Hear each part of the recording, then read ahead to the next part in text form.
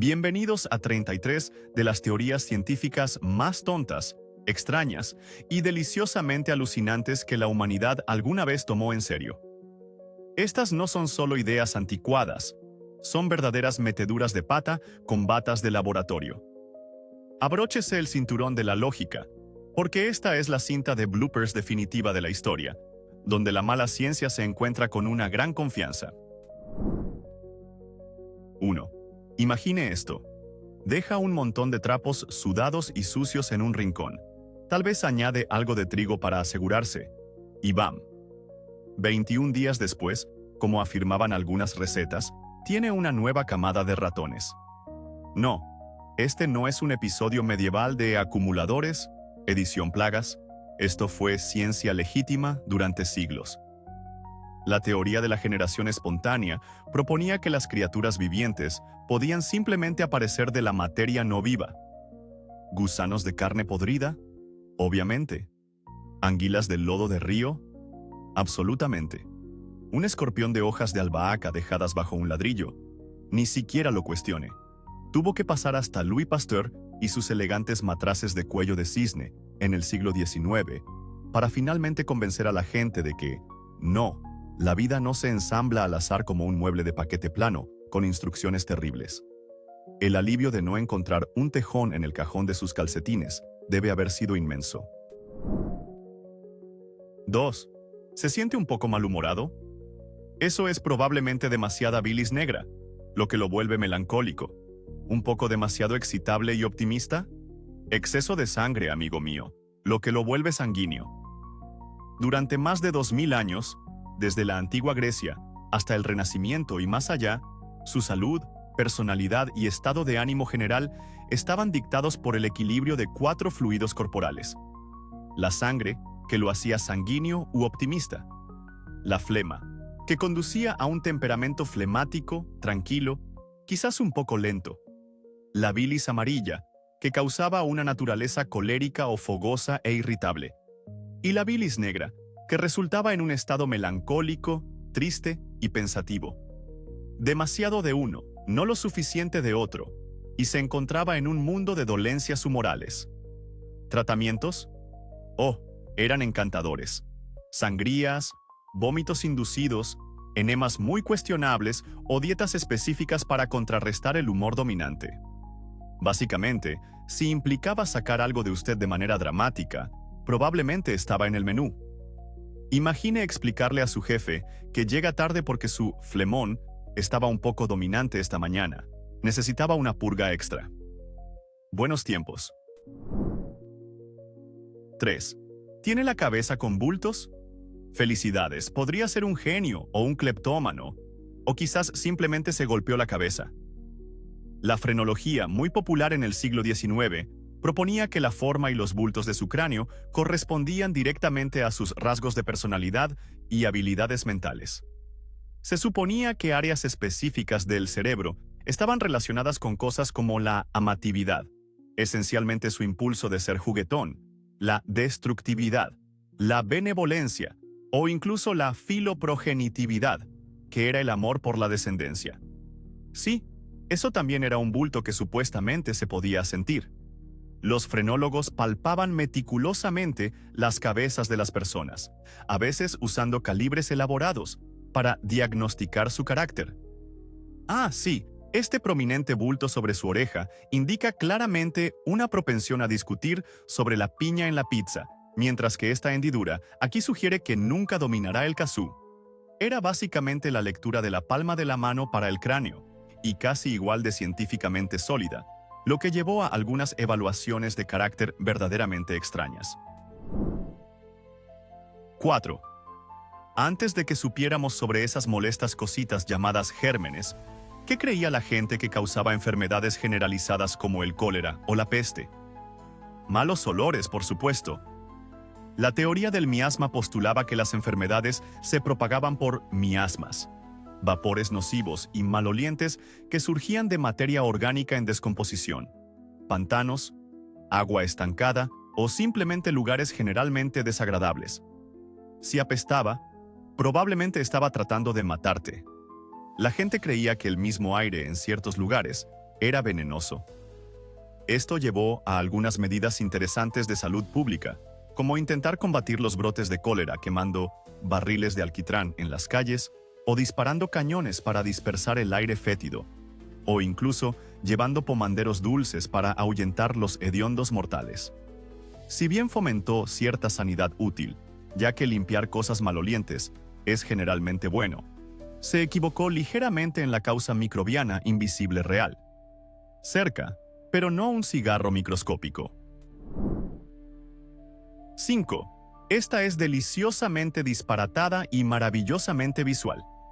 La doctrina de las firmas, popular desde la antigüedad hasta el Renacimiento, sostenía que Dios, o la naturaleza si prefiere ese término, marcaba amablemente las plantas y otras cosas naturales para mostrarnos para qué servían medicinalmente. Era como un manual de instrucciones divino de IKEA para sus dolencias. Entonces, ¿una planta con hojas en forma de corazón? Obviamente para afecciones cardíacas. ¿Las nueces parecen pequeños cerebros, completos con pliegues? Genial para dolores de cabeza y problemas cognitivos. Las flores de eufrasia se parecen a pequeños ojos, perfectas para dolencias oculares. La pulmonaria, con sus hojas manchadas como pulmones enfermos, era para, lo adivinó, problemas pulmonares. Es como la propia farmacia de la naturaleza de lo que ves es lo que obtienes. Si bien algunos de estos remedios podrían haber funcionado coincidentemente debido a propiedades químicas reales, la lógica era pura asociación visual. Esta raíz nudosa parece un dedo artrítico, por lo tanto, cura la artritis. Las posibilidades eran infinitas y probablemente, en su mayoría inútiles, pero muy creativamente justificadas. 6. Antes de que la química moderna descubriera qué es realmente el fuego, un proceso de oxidación rápida, para los nerds de la ciencia, los científicos de los siglos XVII y XVIII idearon el flogisto. Este era un elemento hipotético, similar al fuego, supuestamente contenido en las sustancias combustibles y liberado durante la combustión. Así, cuando la madera ardía, era porque perdía su flogisto, convirtiéndose en ceniza desflogistizada. Las cosas que ardían bien, como el carbón o el aceite, se consideraban ricas en flogisto. Las gimnasias mentales que tuvieron que hacer para explicar por qué algunos metales ganaban peso cuando se oxidaban, un proceso que consideraban una forma lenta de combustión, eran verdaderamente de nivel olímpico. Su solución: el flogisto debía tener peso negativo. Imaginé intentar pesar algo que al estar en ellas hace que las cosas sean más ligeras. Finalmente, Antoine Lavoisier apareció, hizo algunos experimentos cuidadosos con oxígeno y básicamente dijo: amigos, es oxígeno y el flogisto puede irse, bueno, a la flogista. 7. Oh, el pobre útero incomprendido. Durante miles de años, si una mujer experimentaba prácticamente cualquier dolencia, desde ansiedad y desmayos hasta irritabilidad, dificultad para respirar o pérdida de apetito, un diagnóstico común era histeria, causada por un útero errante. Sí, creían que el útero podía desprenderse y emprender un pequeño viaje interno, presionando otros órganos y causando todo tipo de caos. Si vagaba hacia arriba, podía causar sensaciones de ahogo. Si hacia abajo, bueno, otros problemas. Los tratamientos incluían olores agradables, como testículos de castor asados, no es broma, para atraer el útero hacia abajo, porque aparentemente tenía una nariz sensible y bastante peculiar. Menos agradablemente, se aplicaban olores fétidos a la nariz para alejarlo de la parte superior del cuerpo. Es un milagro que las mujeres sobrevivieran a la ginecología antigua, francamente. Lo siento, no puedo ir a las carreras de carros. Mi útero se siente un poco aventurero hoy y actualmente está tratando de hacerme cosquillas en el hígado. 8. ¿Tiene un dolor de muelas que se siente como si pequeños demonios estuvieran taladrando su mandíbula? Durante miles de años, en culturas desde la antigua Mesopotamia hasta la Inglaterra shakespeariana, se creyó que el culpable eran los gusanos dentales. Se pensaba que estas criaturas microscópicas y retorcidas se metían en los dientes, royéndolos y causando un dolor insoportable y caries. Las supuestas pruebas a menudo incluían encontrar pequeñas estructuras parecidas a gusanos en dientes cariados, que probablemente eran solo fibras nerviosas o restos de comida. Los tratamientos eran maravillosamente imaginativos. Fumigación con semillas de beleño, que al quemarse, liberan pequeñas partículas de ceniza que se retuercen y que convincentemente parecían gusanos expulsados. La aplicación de cataplasmas de ingredientes cuestionables, o el canto de intrincadas invocaciones para desterrar a las pequeñas bestias. Imagine a su dentista hoy diciendo, parece una desagradable infestación de dentovermículi. Necesitaremos el incienso, un pequeño coro de cánticos y posiblemente un arpón muy pequeño. La odontología moderna de repente parece mucho menos aterradora, ¿verdad? 9. Esta es una locura y ejerció una presión increíble sobre las futuras madres. La teoría de la impresión materna sostenía que los pensamientos, emociones o incluso cosas que una mujer embarazada veía o experimentaba podían imprimir directamente características físicas en su feto en desarrollo. Así, si una mujer embarazada veía un conejo y se asustaba, su hijo podría nacer con labio leporino. Si anhelaba intensamente fresas y se tocaba la piel, el bebé podría tener una marca de nacimiento con forma de fresa, técnicamente un nebus, en ese mismo lugar. Ser testigo de un incendio podía resultar en un bebé con marcas rojas. Es como si su hijo no nacido fuera un anillo del estado de ánimo muy sensible, pero para rasgos físicos permanentes, esculpido por la vida diaria de la madre. Esto llevó a aconsejar a las mujeres embarazadas que se rodearan solo de objetos y pensamientos hermosos, para que no maldijeran accidentalmente a su descendencia con una marca de nacimiento con la forma de ese perro de aspecto extraño de la calle, o, Dios no lo quiera, la cara de un vecino gruñón. 10. ¿Listos para una telenovela genética anticuada que suena a trama de televisión diurna? La telegonía era la creencia de que la pareja sexual anterior de una hembra podía influir en las características físicas de su descendencia con una pareja posterior.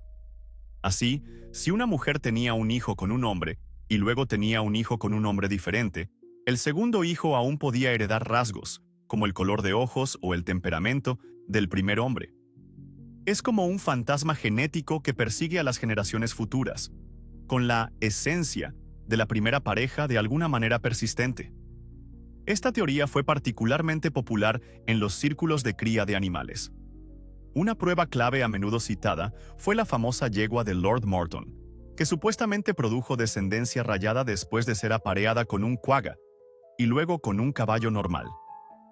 Ocasionalmente, asomaba la cabeza en discusiones humanas, a menudo con implicaciones sociales y raciales bastante desagradables. Afortunadamente, Gregor Mendel y sus guisantes finalmente aclararon cómo funciona realmente la herencia, y la telegonía fue relegada al montón de la historia del ¿en qué demonios estaban pensando? 11. Durante unos 1500 años, el modelo dominante del universo, defendido por Ptolomeo, colocó la Tierra de forma firme, inamovible y bastante engreída en el centro de todo. El Sol, la Luna, los planetas y las estrellas giraban todos obedientemente a nuestro alrededor en esferas celestes perfectas, como un séquito cósmico.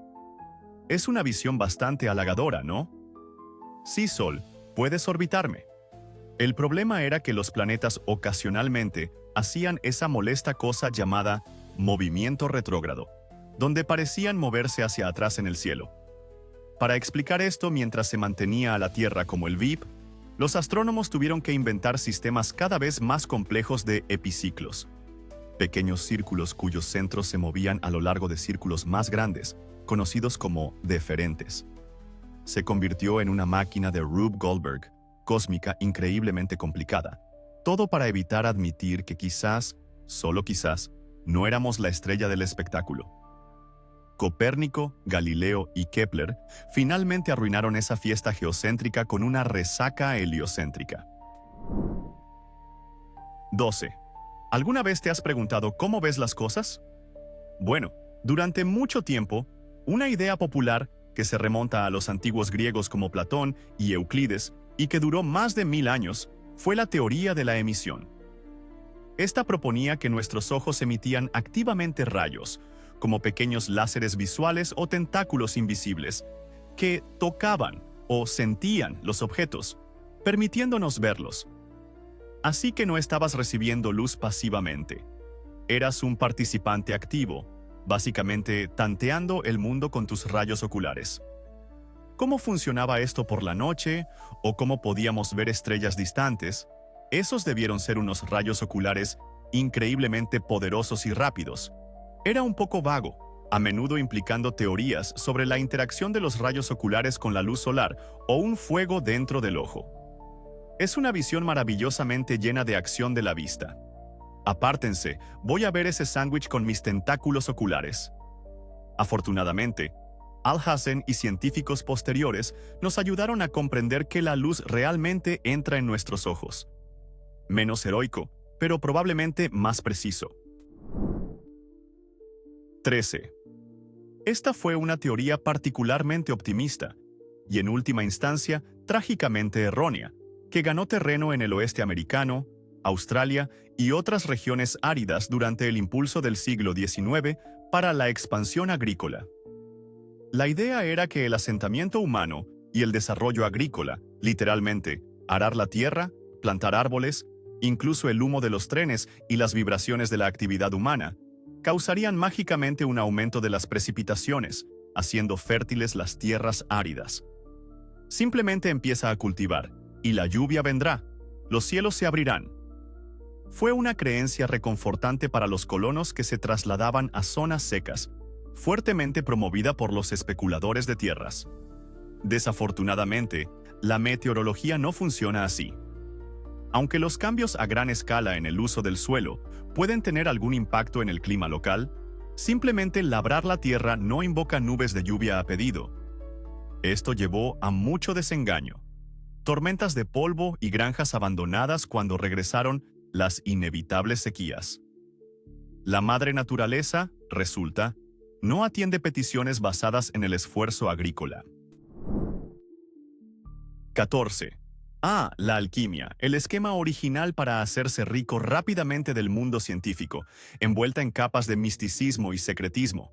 Durante siglos, los alquimistas persiguieron el sueño de la transmutación, específicamente, convertir metales básicos como el plomo o el hierro en oro puro y brillante. Esto no era solo sobre riqueza, aunque ciertamente era una gran parte.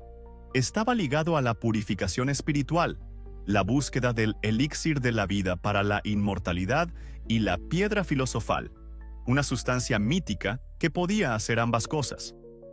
Sus laboratorios estaban llenos de brebajes extraños. Imaginen sangre de dragón o polvo de cuerno de unicornio, o al menos lo que se vendía como tal. Destilaciones complejas, símbolos secretos y mucha ilusión, a menudo implicando calentar cosas durante muchísimo tiempo. Aunque nunca lograron realmente hacer oro a partir de plomo, alerta de spoiler, los alquimistas sí sentaron algunas bases para la química moderna a través de su experimentación con diferentes sustancias y el desarrollo de equipos de laboratorio. Así que, gracias por los vasos de precipitados, chicos, aunque lo del oro fuera un poco un fracaso. 15. Olvídense del suelo firme bajo sus pies. Durante siglos, varios pensadores, escritores y completos excéntricos han propuesto que la Tierra es en realidad hueca. Y no solo un poco hueca, sino que potencialmente contiene mundos interiores enteros, completos con sus propias civilizaciones, flora y fauna únicas, quizás incluso su propio sol en miniatura. Desde Edmund Halley, sí, el tipo del cometa, quien teorizó brevemente sobre capas concéntricas dentro de la Tierra, hasta John Cleves Sims Jr., quien fanáticamente hizo campaña por una expedición al Polo Norte para encontrar uno de los agujeros gigantes que creía que conducían al interior. La teoría de la Tierra hueca ha tenido algunos creyentes sorprendentemente persistentes. Imaginen ir al trabajo a través de un túnel hacia la Tierra interior. El tráfico era terrible, un topo gigante bloqueó de nuevo el tubo de magma, y el sol interior era demasiado brillante.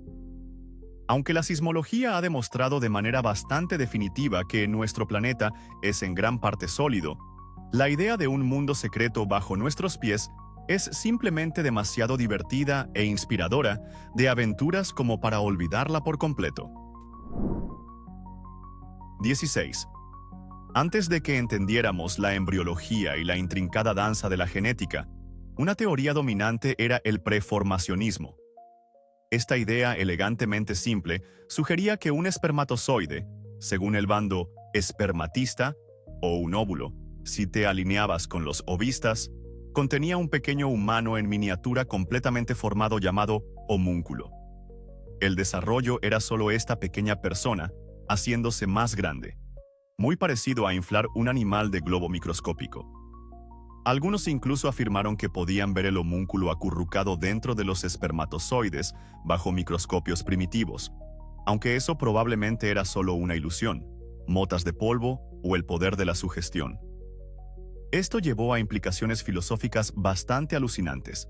Si cada espermatozoide contenía un homúnculo, ¿acaso ese homúnculo también contenía espermatozoides aún más pequeños, con homúnculos aún más diminutos, como infinitas muñecas rusas de futuras generaciones empaquetadas en una sola? Es un milagro que alguien pudiera dormir pensando en eso. Afortunadamente, ahora sabemos que el desarrollo es un poco más complejo que simplemente inflar un humano microscópico. 17. A mediados del siglo XIX, el barón Carl von Reichenbach, un respetado químico, industrial y filósofo alemán, afirmó haber descubierto una nueva fuerza fundamental de la naturaleza llamada fuerza ódica, u OD. Esta energía misteriosa supuestamente era irradiada por casi todo: imanes, cristales, humanos, especialmente sus yemas de los dedos y ojos, plantas, incluso las estrellas, y podía ser percibida por sensitivos, individuos con percepción aumentada. Estos sensitivos informaron ver auras de colores, sentir sensaciones de calor o frío, o incluso experimentar sabores cuando estaban cerca de objetos que emitían OD en habitaciones oscuras. Reichenbach realizó innumerables experimentos, catalogando meticulosamente sus descripciones de las emanaciones ódicas, creyendo que estaba al borde de una revolución científica. Desafortunadamente, nadie más pudo replicar sus hallazgos de manera controlada y objetiva, y la fuerza ódica finalmente se desvaneció en el reino de la pseudociencia, muy parecido a ese extraño hormigueo que a veces sientes cuando te levantas demasiado rápido. Eso probablemente no sea OD. 18. Oh Francia, nos diste champán, la Torre Eiffel. Y rayos N.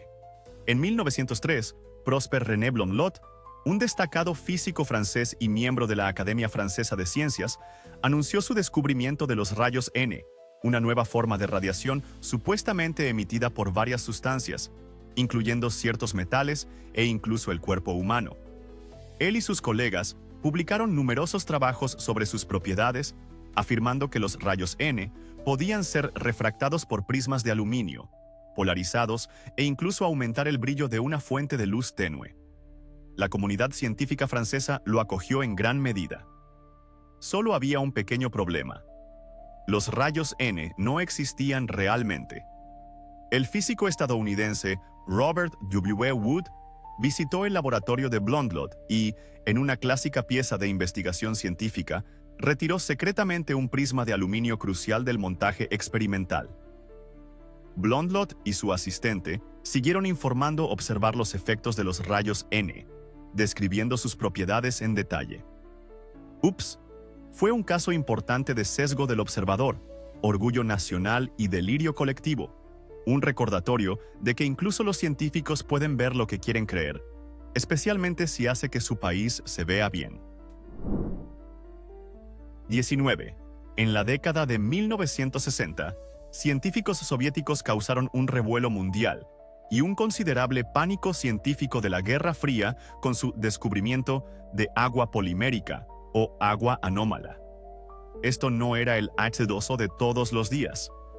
Supuestamente era una forma de agua estable y polimerizada con un punto de ebullición mucho más alto, alcanzando hasta 500 grados Celsius, un punto de congelación más bajo de hasta -40, y una consistencia siruposa como la vaselina.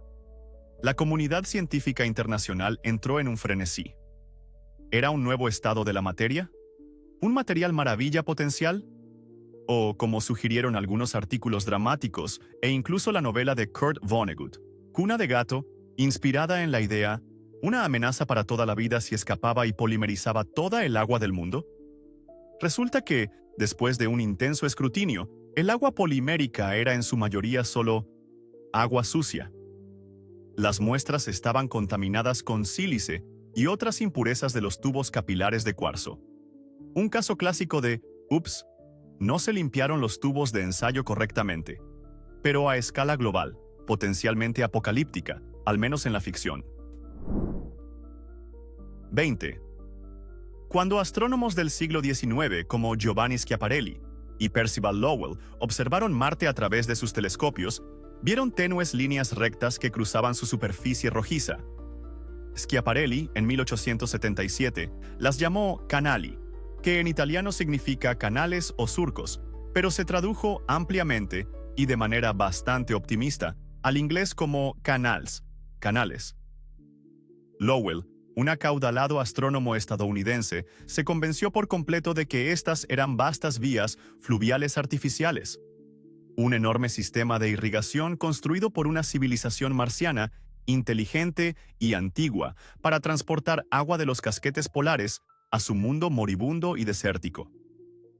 Mapeó meticulosamente cientos de estos canales, publicando libros y dando conferencias que cautivaron la imaginación pública y desataron décadas de historias de ciencia ficción sobre marcianos sofisticados.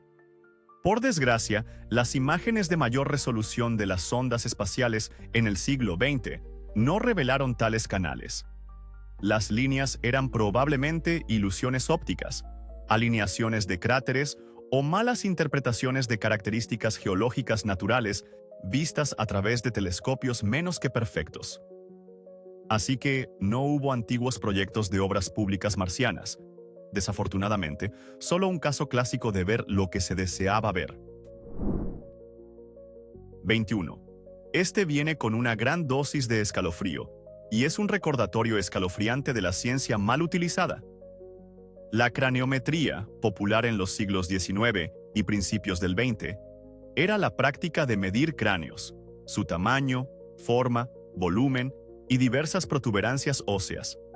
La suposición subyacente y profundamente errónea era que estas mediciones físicas podían revelar la inteligencia de una persona, sus rasgos de personalidad y, lo más perturbador, su supuesta superioridad o inferioridad racial. Los científicos, como Samuel George Morton, recolectaron y midieron meticulosamente miles de cráneos de diferentes grupos étnicos, desarrollando elaborados sistemas de clasificación. Como era de esperar, estos hallazgos a menudo apoyaban convenientemente los prejuicios raciales y las jerarquías coloniales predominantes de la época, proporcionando una justificación científica para la discriminación y la opresión. Es un duro recordatorio de lo fácil que la ciencia puede ser retorcida para justificar prejuicios, y de lo importante que es examinar críticamente las suposiciones y motivaciones detrás de cualquier investigación. Afortunadamente, esta pseudociencia ha sido completamente desacreditada, pero su legado es sombrío. 22. Similar a la frenología y la craneometría, la fisonomía era el llamado arte, que era definitivamente más arte que ciencia, de juzgar el carácter, la inteligencia o el valor moral de una persona a partir de su apariencia externa, especialmente de sus rasgos faciales. Tienes una nariz puntiaguda. Debes ser astuto e inquisitivo. Una frente alta, claramente inteligente y noble. Un mentón débil, probablemente falto de fuerza de voluntad y fácilmente influenciable. Durante siglos, la gente creyó que se podía leer a una persona como un libro abierto, solo con mirar su rostro. Eruditos como Johann Caspar Lavater escribieron extensos tratados a finales del siglo XVIII, completos con ilustraciones detalladas, sobre el supuesto significado de diferentes formas de ojos, grosores de labios, mandíbulas e incluso arrugas. Si bien es cierto que todos hacemos juicios rápidos, basados en la apariencia, la idea de que características faciales específicas se correlacionan de manera fiable con rasgos de personalidad fijos es pura pseudociencia. Buenas noticias para aquellos de nosotros con cara de villano de por sí. En realidad, no significa que estemos tramando la dominación mundial. Probablemente. 23. Agárrense los sombreros, porque esta es cósmicamente descabellada y obtuvo un seguimiento casi sectario. Propuesta por el ingeniero e inventor austriaco Hans Hörbiger a principios del siglo XX, la Weltallslehre, o teoría del hielo cósmico, afirmaba que el hielo era la sustancia fundamental de todos los procesos y estructuras cósmicas. Todo, planetas, lunas, estrellas, incluso la Vía Láctea misma, estaba hecho de hielo o profundamente afectado por él. ¿Erupciones solares? Gigantescos bloques de hielo chocando contra el Sol. ¿Meteoritos? ¿Escombros espaciales helados? ¿Anillos de Saturno? Obviamente hielo. Bueno, en esa acertó en parte, pero por razones completamente equivocadas. ¿Cráteres lunares? Formados por el impacto de bloques de hielo.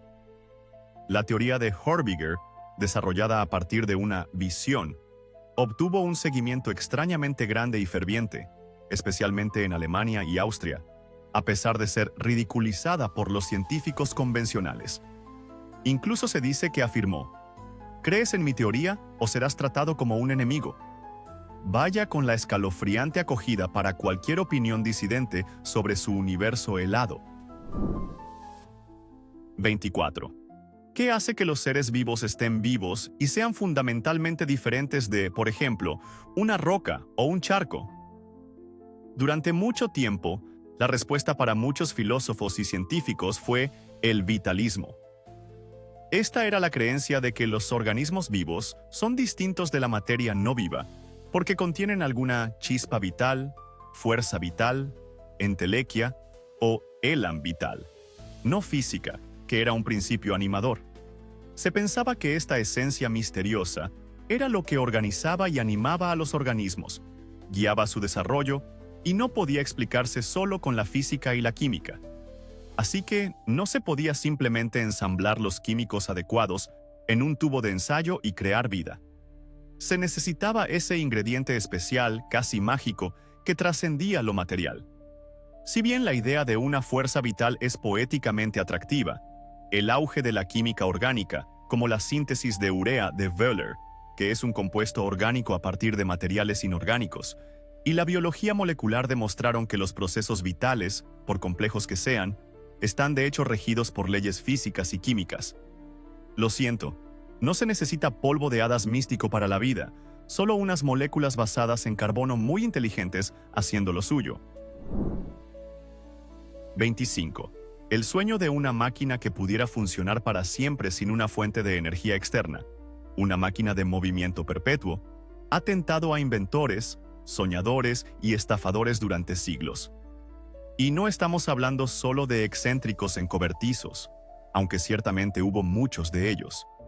Muchos pensadores serios y científicos tempranos creyeron genuinamente que era posible, invirtiendo un inmenso esfuerzo e ingenio en el diseño de elaborados artilugios con pesas ingeniosamente equilibradas, ruedas hidráulicas de autoabastecimiento, imanes que se repelían mutuamente en un bucle interminable o dispositivos de acción capilar. Estaban persiguiendo una violación de las leyes fundamentales de la termodinámica, las cuales, para ser justos, no estaban completamente formuladas durante gran parte de este tiempo, lo que hacía que el sueño pareciera más plausible. Si bien estos intentos siempre fracasaron, a veces de manera espectacular y a menudo hilarante, sí llevaron inadvertidamente a una mejor comprensión de la mecánica, la fricción y la conservación de la energía. Es un testimonio de la ingenuidad humana y nuestra eterna búsqueda de una comida gratis, incluso si el universo sigue diciendo no y paga tu factura de energía. 26. Incluso los genios pueden equivocarse a veces, o al menos ser influenciados por la sabiduría predominante de su época. Cuando Albert Einstein desarrolló por primera vez su innovadora teoría de la relatividad general en 1915, sus ecuaciones sugerían que el universo debería estar expandiéndose o contrayéndose. Un universo estático no era estable. Pero la visión astronómica predominante en ese momento era que el universo era, en las escalas más grandes, estático, eterno e inmutable en su tamaño general.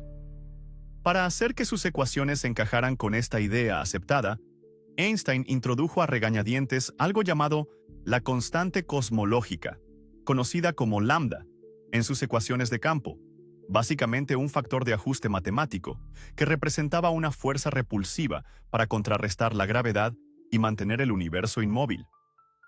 Más tarde, cuando las observaciones de Edwin Hubble en la década de 1920 proporcionaron pruebas sólidas de que el universo realmente se estaba expandiendo, Einstein supuestamente llamó a la constante cosmológica su mayor error.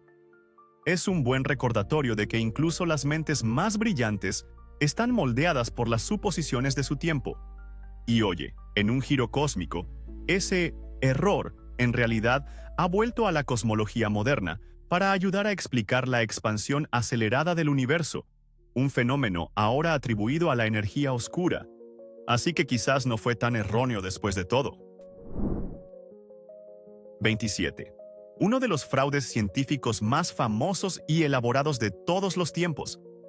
En 1912, Charles Dawson, un arqueólogo aficionado y abogado, afirmó haber encontrado los restos fosilizados de un humano primitivo, el eslabón perdido entre simios y humanos, en una gravera en Piltdown, Sussex, Inglaterra.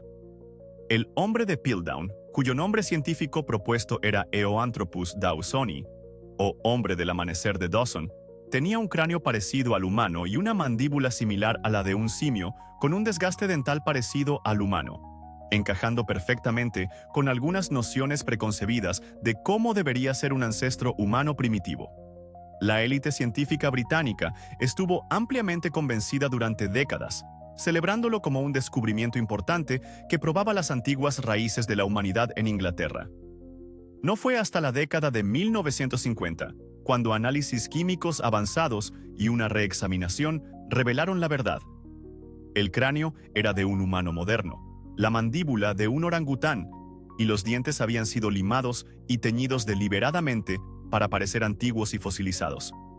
Quién perpetró el engaño sigue siendo un misterio muy debatido, pero el hombre de Piltdown sirve como una advertencia sobre la ilusión, el sesgo de confirmación y la importancia del escepticismo riguroso en la ciencia, incluso cuando un descubrimiento parece demasiado bueno para ser verdad. 28. En marzo de 1989, los químicos Martin Fleischmann y Stanley Pons de la Universidad de Utah hicieron un anuncio sensacional en una conferencia de prensa.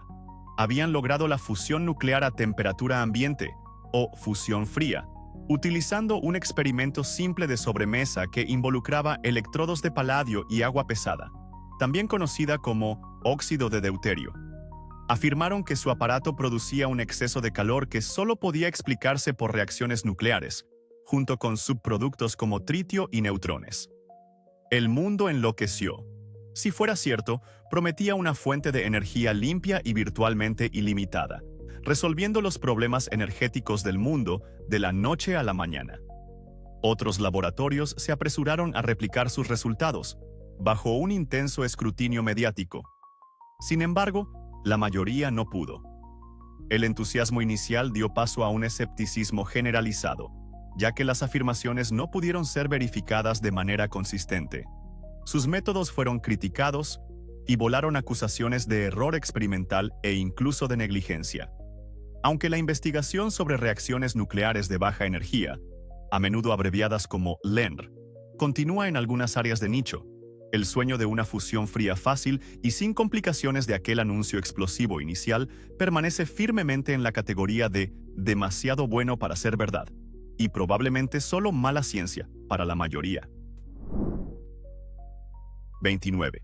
Antes de que Darwin y Wallace consolidaran la selección natural, Jean-Baptiste Lamarck, un destacado naturalista francés, propuso un mecanismo diferente y para algunas personas más intuitivo, para la evolución a principios del siglo XIX.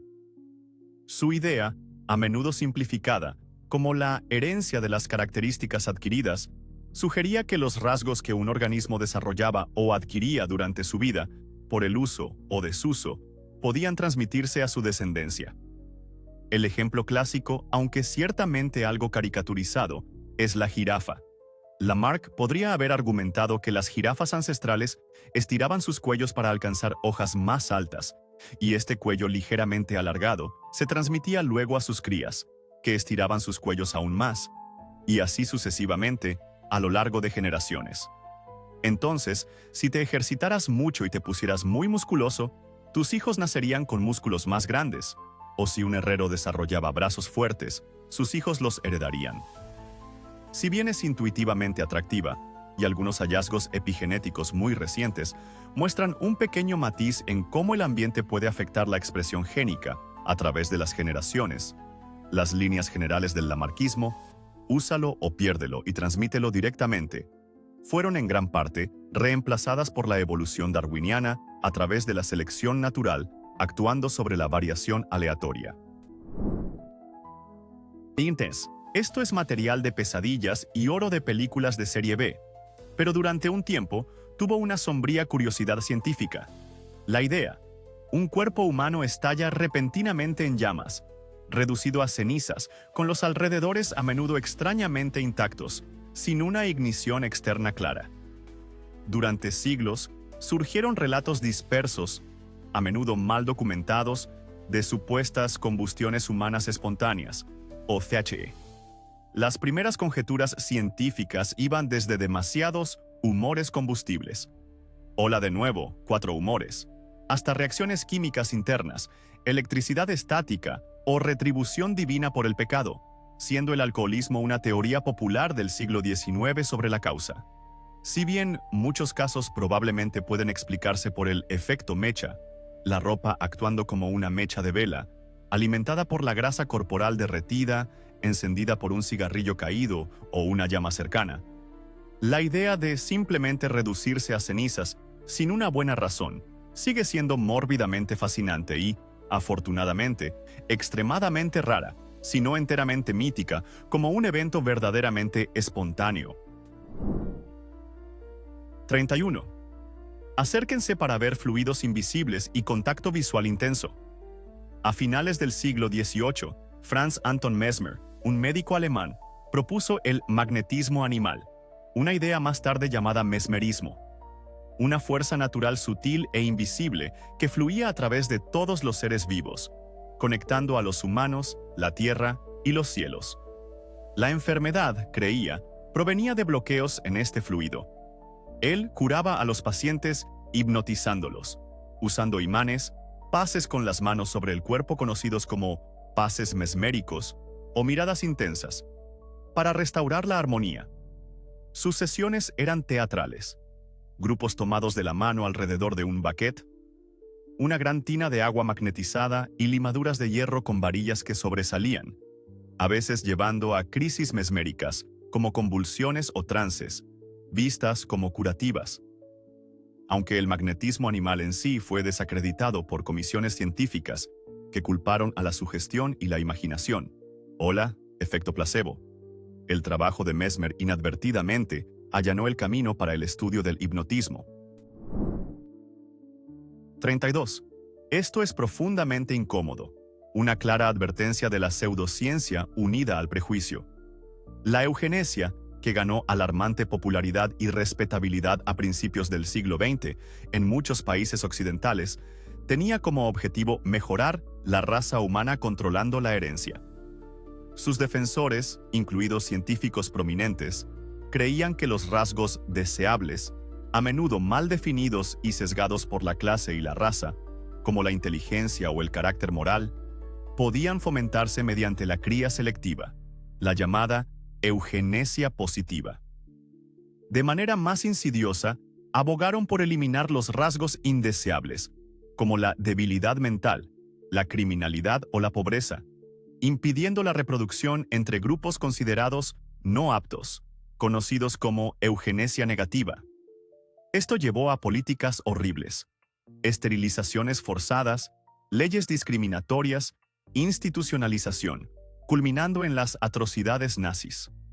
La ciencia era defectuosa, basada en una genética simplista y profundamente arraigada en el prejuicio. Es un ejemplo escalofriante de lenguaje con apariencia científica que justifica atroces abusos contra los derechos humanos. La única mejora que necesitaba era su completo descrédito. 33. Hoy en día, la mayoría de la gente ve la astrología como algo divertido, un horóscopo inofensivo en la parte trasera de una revista o una peculiar guía de personalidad. Pero durante muchos siglos, desde la antigua Babilonia hasta el Renacimiento europeo y más allá, fue considerada una ciencia legítima, compleja y muy influyente. Un sistema sofisticado para comprender y predecir eventos terrestres, destinos humanos e incluso resultados médicos mediante el estudio de las posiciones y movimientos de los cuerpos celestes. Reyes, reinas y emperadores emplearon astrólogos de la corte para guiar sus decisiones de estado más importantes. Los médicos consultaban cartas astrales para determinar los mejores momentos para cirugías o para administrar medicamentos. Cálculos matemáticos complejos y efemérides detalladas estaban involucrados en la elaboración de horóscopos. Si bien la astronomía, que es el estudio científico real de los objetos y fenómenos celestes, finalmente divergió y demostró que la atracción gravitacional de Marte sobre un recién nacido es mucho menor que la de la partera en la sala de partos. El atractivo de encontrar significado y orden en los patrones de las estrellas persistió durante mucho tiempo como una búsqueda intelectual seria. Simplemente demuestra que lo que se considera ciencia dura puede cambiar mucho con el tiempo, a veces para mucho, mucho mejor. Así que, eso fue ciencia. ¿Alguna vez? Más o menos. Desde ojos que explotan hasta viajes uterinos y sistemas de riego marcianos, la historia demuestra una cosa: la confianza no es lo mismo que la corrección. Ahora, aquí está la verdadera pregunta. ¿De cuáles verdades modernas se reirán más fuerte los humanos del futuro? ¿Terapeutas de IA? ¿Agua sin gluten? ¿Teoría de Marte plano? Deja tu predicción más audaz en los comentarios. Cuanto más tonta, mejor. Y oye, si tu mente todavía está tambaleándose por estas sorpresas históricas, muestra un poco de amor con un me gusta. Suscríbete para no perderte nuestro próximo descenso a la deliciosa locura. Y dale a la campana.